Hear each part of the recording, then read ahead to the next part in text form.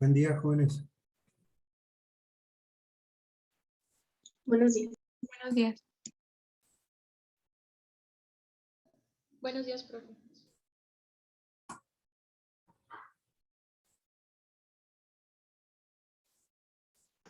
Buenos días, profe.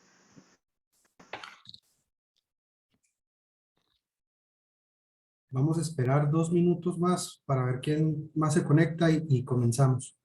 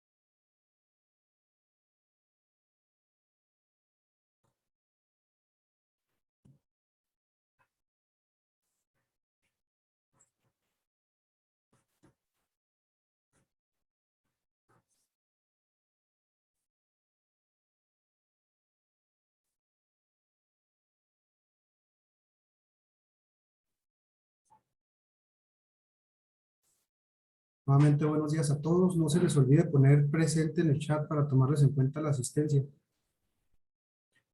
Vamos a continuar.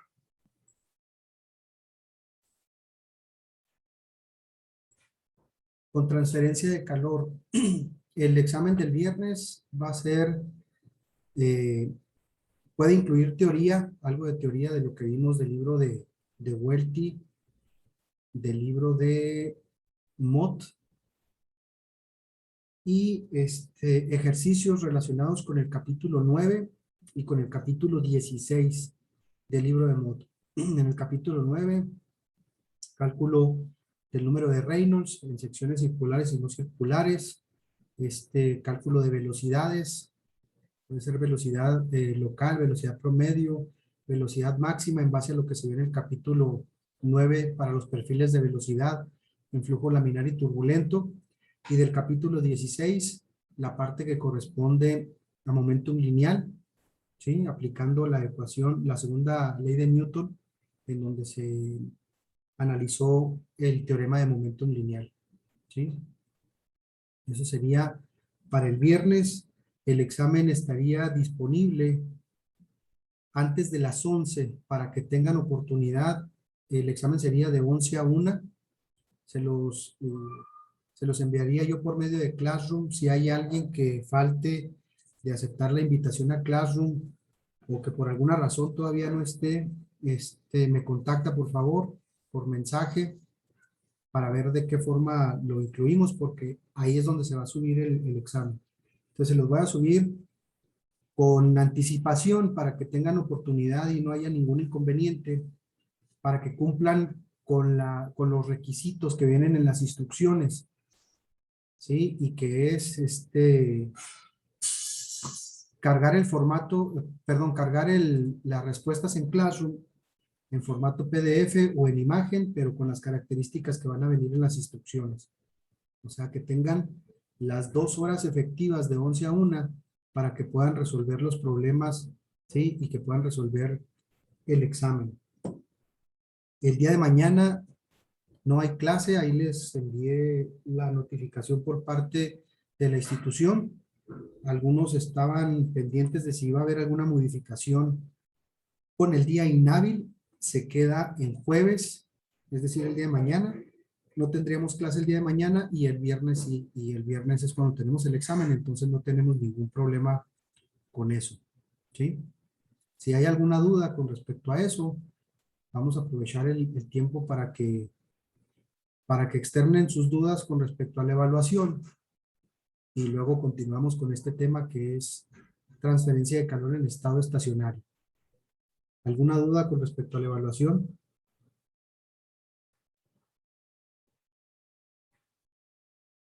Recuerden que el examen escrito va a ser el 80% de la calificación, el 20% va a ser de las asistencias.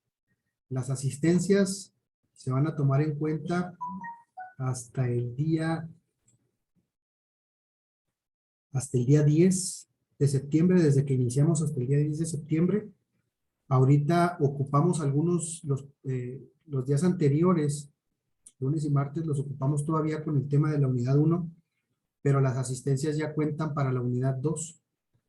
Entonces, nada más para que lo tomen en consideración. Ahí el número de asistencias, si tienen todas las asistencias, pues tienen 20 puntos, lo que equivaldría a un 100%, ¿sí? Si obtienen el 80% en el examen, o sea, si se sacan un 10 en el examen, es 80%, son 80 puntos, ¿no? Y los 20 puntos de la asistencia. Entonces ahí ustedes mismos pueden hacer sus cuentas. Si tienen alguna duda, externenla, si no, pues continuamos con el tema de transferencia de calor. Una preguntota. Dígame. En las asistencias, si de cierta forma le avisamos, ¿usted queda tipo así justificado o cuenta igual como falta? No, cuando me han estado avisando, incluso les contesto, no hay ningún problema. Se pone la asistencia como justificada y les cuenta igual que si hubieran estado presentes. Llevo un control yo aquí con un código de colores para las asistencias y las inasistencias y justificaciones, porque para no caer en el hecho de estar justificando y justificando y justificando y justificando las inasistencias, ¿sí? Entonces ya si se detecta algún comportamiento anormal ahí, pues ya platicaré yo con la persona involucrada, porque tampoco es normal que una persona de 10 faltas tenga 7 justificadas, ¿no? No es el caso. Afortunadamente, ustedes se han presentado o han llevado de forma muy correcta sus asistencias, entonces no hay problema con eso. Y las personas que me han contactado para decirme, tuve este detalle, no me pude presentar a su clase, les he dicho yo que no hay ningún problema, que les tomo en cuenta su asistencia y así es, ¿no? Aparece en mi control como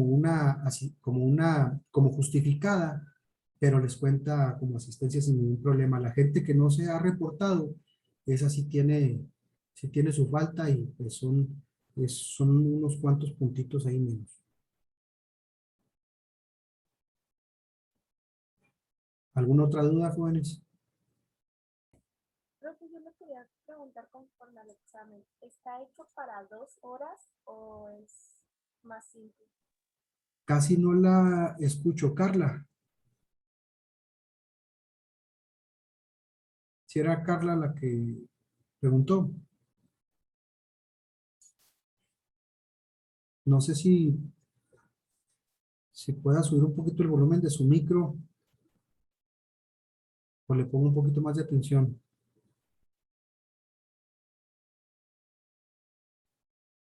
¿Nos repite la pregunta, por favor?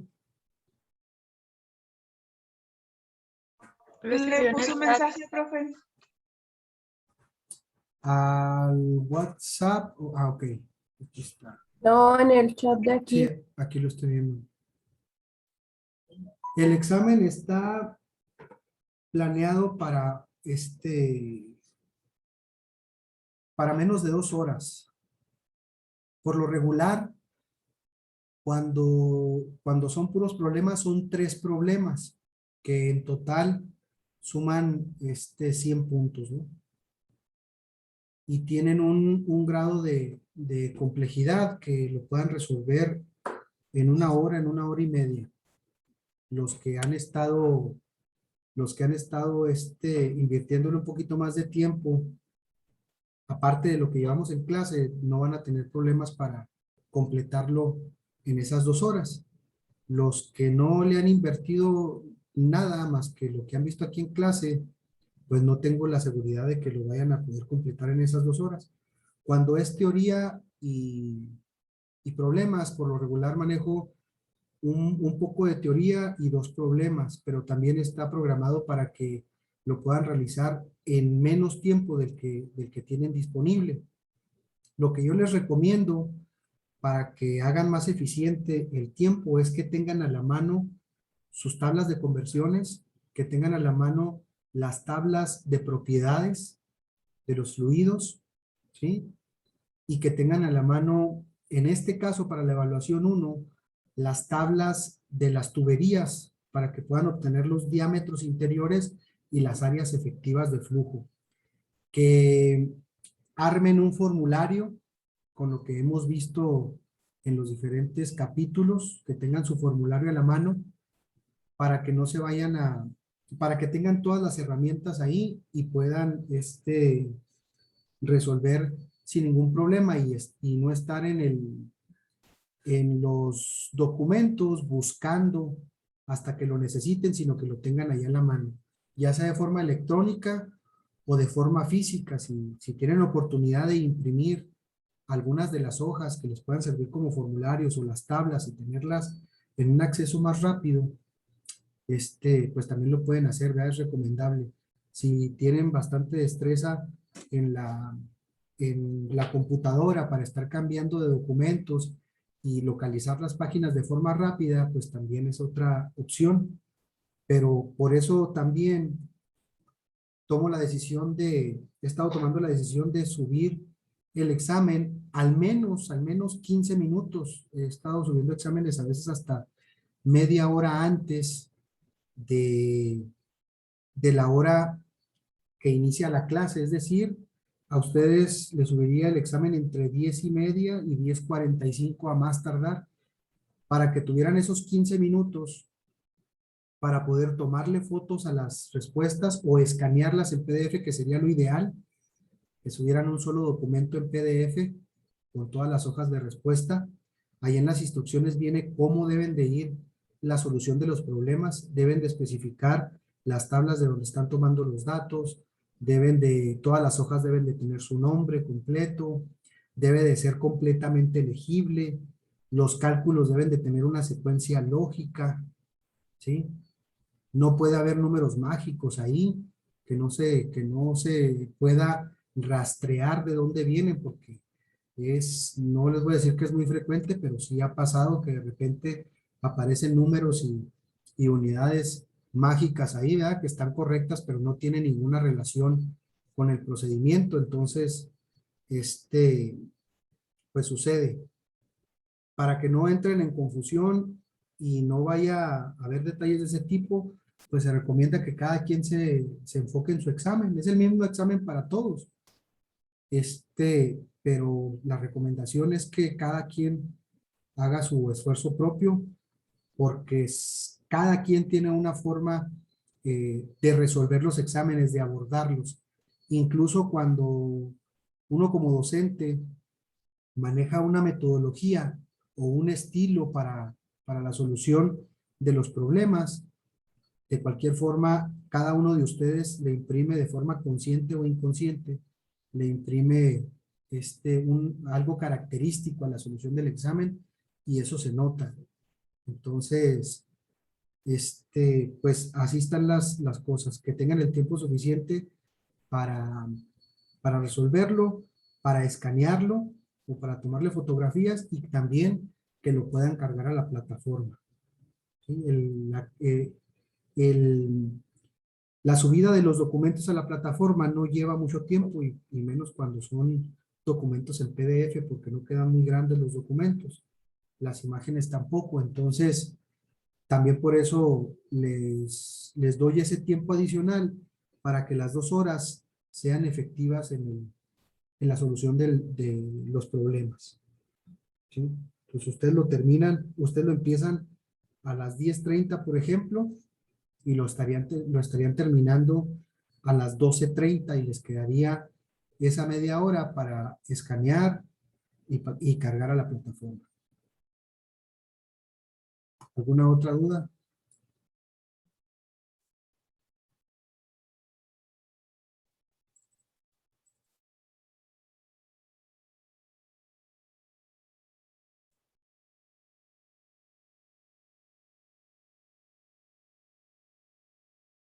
¿No hay más dudas?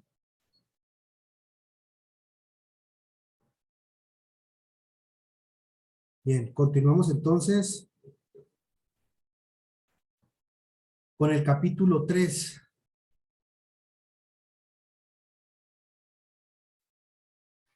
Voy a darle lectura a esta primera parte del capítulo y luego voy a preguntarles algunas cosas. Este capítulo, lo que nos vamos a centrar en este capítulo es a analizar los 3 tipos de mecanismos de transferencia de calor. Ustedes saben que hay diferentes tipos o manifestaciones de la energía. ¿Sí? Ya vimos una, la energía mecánica, en la cantidad de movimiento. ¿Sí? Energía química, energía interna, ¿sí? Energía nuclear, diferentes tipos de energía. De hecho, ustedes vieron cambios de la energía interna en termodinámica, ¿sí? Y había una expresión que utilizaban, que también la vamos a utilizar aquí, para ver esos cambios de energía interna de un estado a otro. ¿Cómo veían esos cambios de energía interna? Con la ganancia o pérdida de calor de un sistema de forma total. ¿Sí? Si un sistema pasa de una temperatura inicial de tanto a una temperatura final de tanto y tiene estas características, tiene esta cantidad de masa, este calor específico, ¿sí? Entonces, ¿cuál es la cantidad total de energía que absorbe o que se desprende del sistema? Y esa energía la cuantificaban, ¿sí? En unidades de energía. En el sistema internacional serían joules, ¿sí? En unidades del sistema inglés, pues pueden ser los BTUs, ¿sí? Entonces, lo que vamos a ver en este capítulo 3, o en lo que se refiere a transferencia de calor, vamos a ver las razones de cambio con respecto al tiempo, la cantidad de energía por unidad de tiempo que se transfiere a partir de un cuerpo o hacia un cuerpo.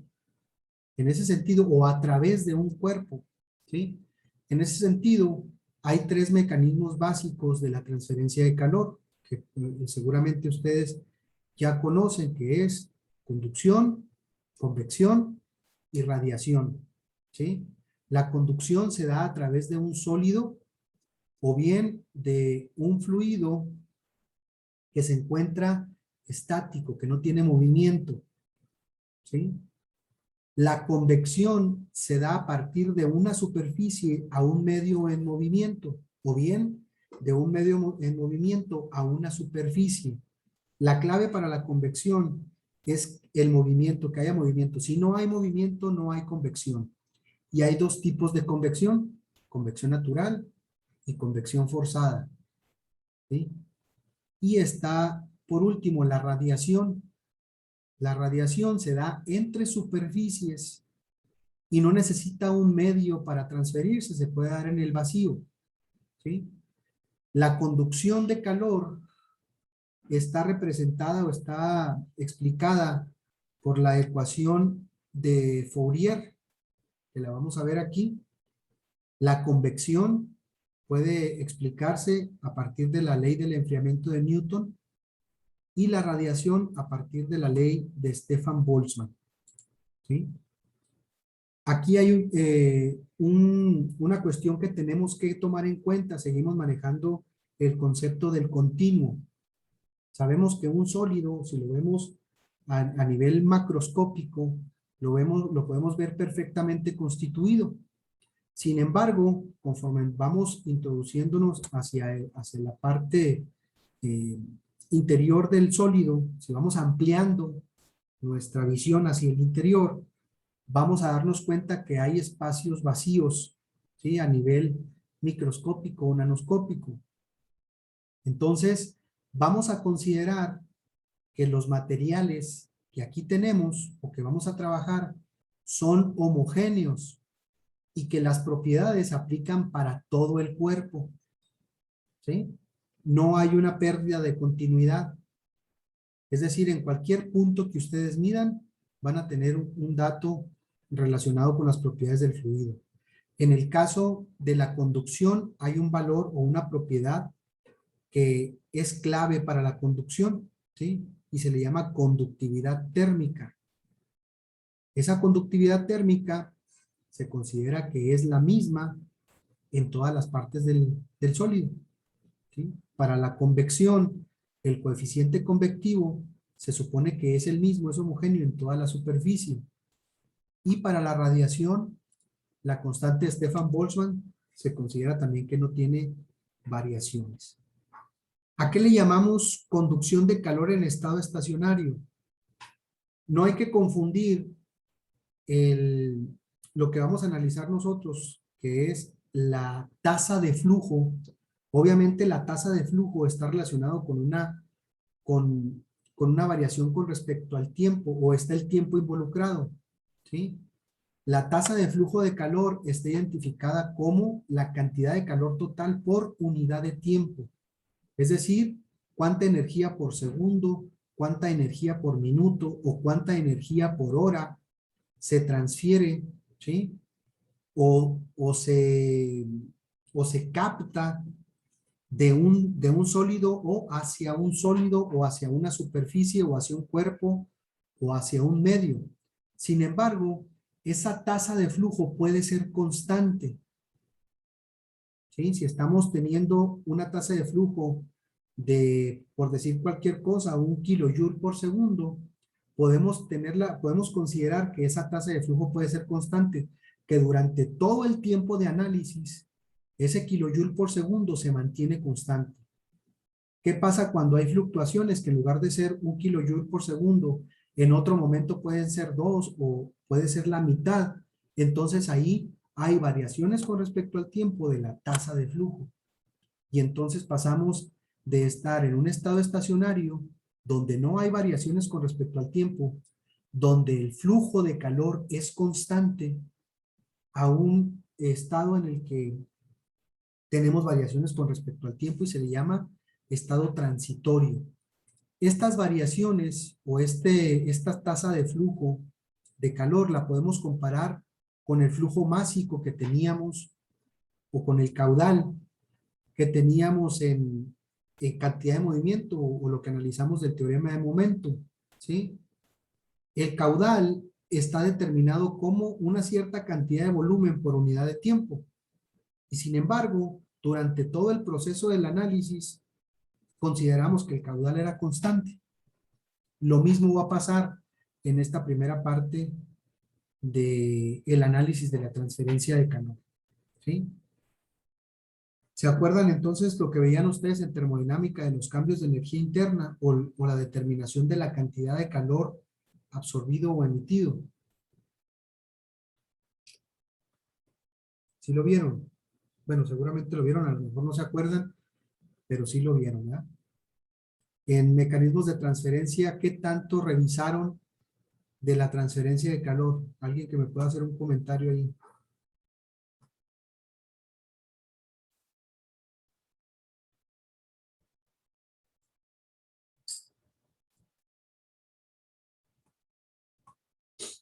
Nadie. No es examen todavía, ¿eh?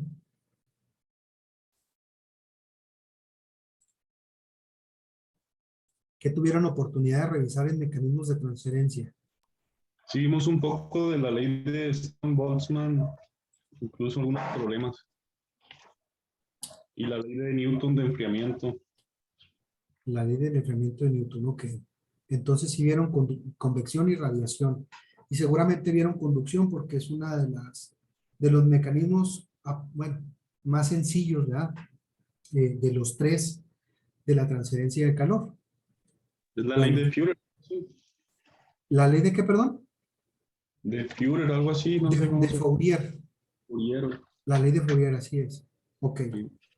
Entonces ya tienen una noción, ya saben de qué estamos hablando al hablar de tasa de flujo de calor o razón de la transferencia de calor. Sí, una razón es una relación entre dos términos, en este caso energía y tiempo, ¿sí? Y es lo que vamos a ver nosotros. Ya no nos interesa nada más ver qué tanta energía o la cantidad total de energía que se absorbe o se emite de o a partir de un cuerpo, sino que nos interesa saber con qué frecuencia lo hace en base al tiempo, ¿sí? Si fueron, si pasó de 100 grados a 50 y se desprendieron 2 kilojoules en el proceso, queremos saber cuántos joules por segundo, cuál fue la tasa de flujo para poder determinar cantidades de energía en otros momentos o en cierta posición también. Lo que vamos a manejar y que hay que aclarar también en esta primera parte, que bueno, en todo el capítulo, es que vamos a considerar que tenemos flujo estacionario, repito, no hay variaciones con respecto al tiempo, ¿sí?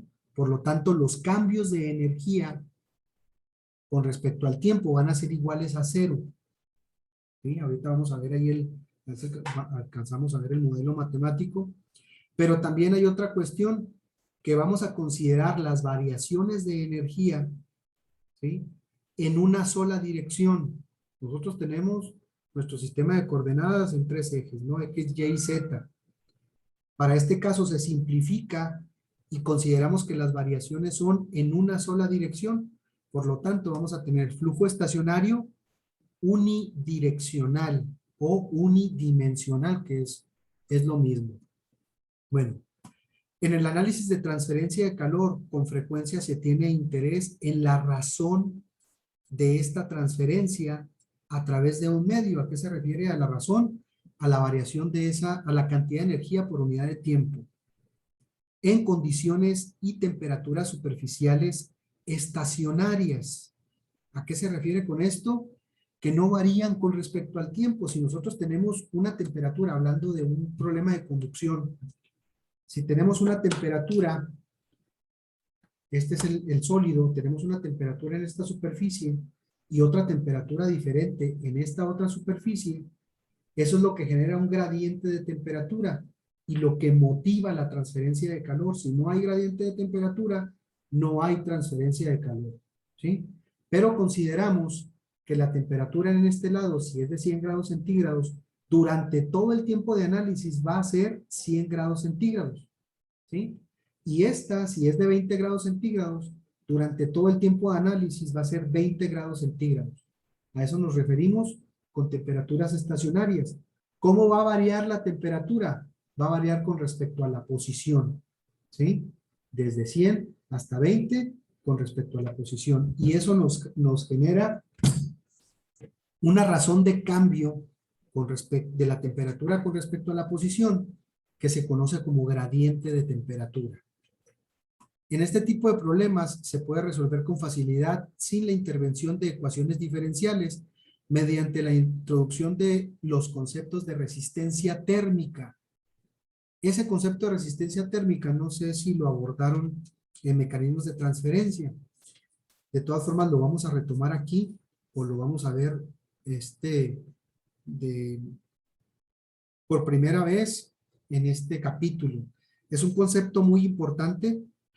Es una analogía que se hace con las resistencias eléctricas, funciona de la misma forma y nos sirve para simplificar la solución de los problemas, ¿no? En este caso, la resistencia térmica corresponde a la resistencia eléctrica, la diferencia de temperaturas a la tensión y la rapidez de la transferencia de calor a la corriente eléctrica. Vamos a ver también cómo se relacionan los términos de una resistencia eléctrica con los términos de la resistencia térmica y cómo se define una resistencia térmica, ¿sí?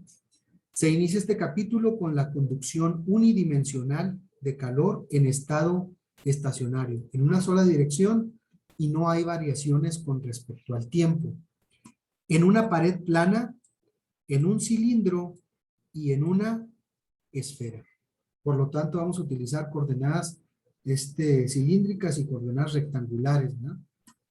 Vamos a ver estos tres tipos de geometrías que son los básicos para la transferencia de calor, ¿sí? Y se desarrollarán relaciones para la resistencia térmica en estas configuraciones geométricas. Vamos a ver primero la definición de cada uno de los mecanismos de transferencia, ¿sí? Los modelitos que nos plantea aquí el autor para la conducción, convección y radiación, ¿sí? Para sistemas de una sola capa, en el caso de las paredes, los cilindros y las esferas, y luego para sistemas multicapas, en los que podemos tener una pared que puede tener diferentes tipos de materiales, y en donde la resistencia térmica, el concepto de resistencia térmica, es muy útil para simplificar muchísimo la solución de ese tipo de problemas. También en el caso de los cilindros, para cuando los cilindros tienen diferentes capas, ¿sí?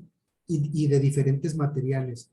En el caso de las paredes y los cilindros, lo podemos comparar, por ejemplo, con una pared que está aislada o con un cilindro que está aislado. En la pared que está aislada o en una superficie aislada, podemos poner como ejemplo clásico las paredes que tienen algún tipo de aislamiento en el exterior o en el interior, ¿sí? Esas paredes que se revisten con poliuretano, por ejemplo, ahí sería una pared multicapa. Y para los cilindros, el más clásico, pues es la tubería de cobre, si algunos todavía tienen tubería de cobre en sus casas, con algún tipo de aislamiento para que no se congele el agua en tiempo de frío, ¿no? Para las esferas, pues algún depósito también con algún tipo de aislamiento. ¿Dónde me quedé? Ok. También se desarrollan relaciones de la resistencia térmica para condiciones de frontera de convección y radiación. Esto de las condiciones de frontera va a ser clave para que podamos entender de dónde partimos espacialmente para la solución de los problemas, ¿sí? Va a haber un segmento en el que vamos a estar manejando las condiciones, que va a ser, en el caso de las paredes planas, de la primera superficie a la segunda superficie. Y como es en una sola dirección, vamos a tener un valor para x igual a 0 y para x igual a L, que define el espesor. Y entonces hay una condición específica para x igual a 0 de temperatura, y hay una condición específica para x igual a L. A eso se le llama condiciones de frontera. Las condiciones iniciales se refieren a las variaciones con el tiempo, y esas las vamos a ver en el capítulo 4. Se aplica este concepto a problemas de conducción de calor en paredes planas, cilindros y esferas de capas múltiples, y se generalizan en sistemas que comprenden transferencia de calor en 2 o 3 dimensiones. Si tenemos oportunidad, vemos transferencia de calor multidimensional. Si no, nos quedamos hasta transferencia de calor unidimensional. También se discute la resistencia térmica por contacto. También es un concepto bastante útil y que le da una mayor aproximación o hace más real los problemas de la transferencia de calor, y se refiere principalmente a que al haber contacto entre dos superficies, en la primera parte del capítulo se considera que ese contacto es perfecto. Sin embargo, en la realidad no es perfecto ese contacto. Por muy lisa que esté la superficie, siempre va a tener un grado de rugosidad.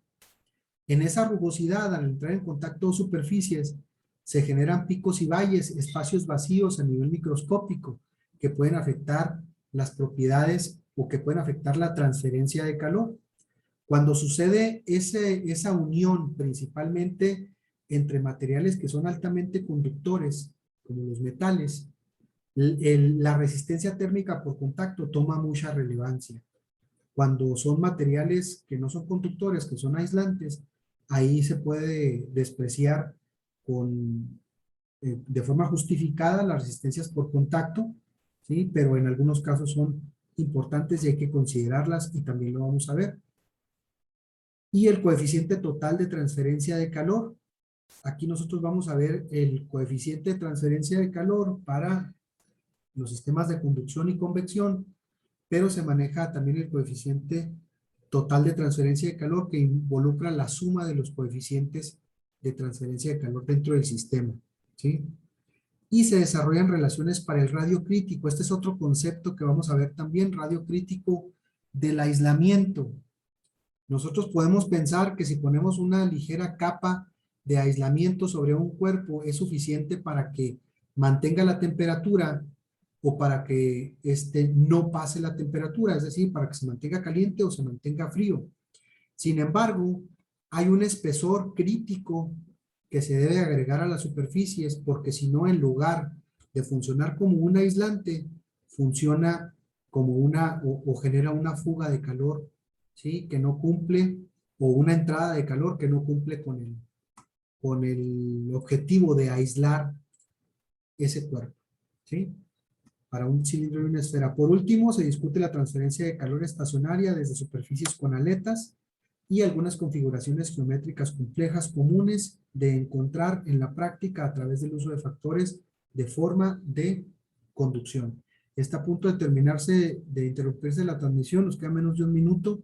Voy a encargarles, por favor, que revisen el capítulo 3 para que puedan tener más idea de lo que estamos hablando, y esto lo retomaríamos el día lunes. Que tengan un excelente día, un excelente jueves de descanso, y el jueves les aviso, el viernes les aviso por medio del chat cuando ya esté disponible su examen.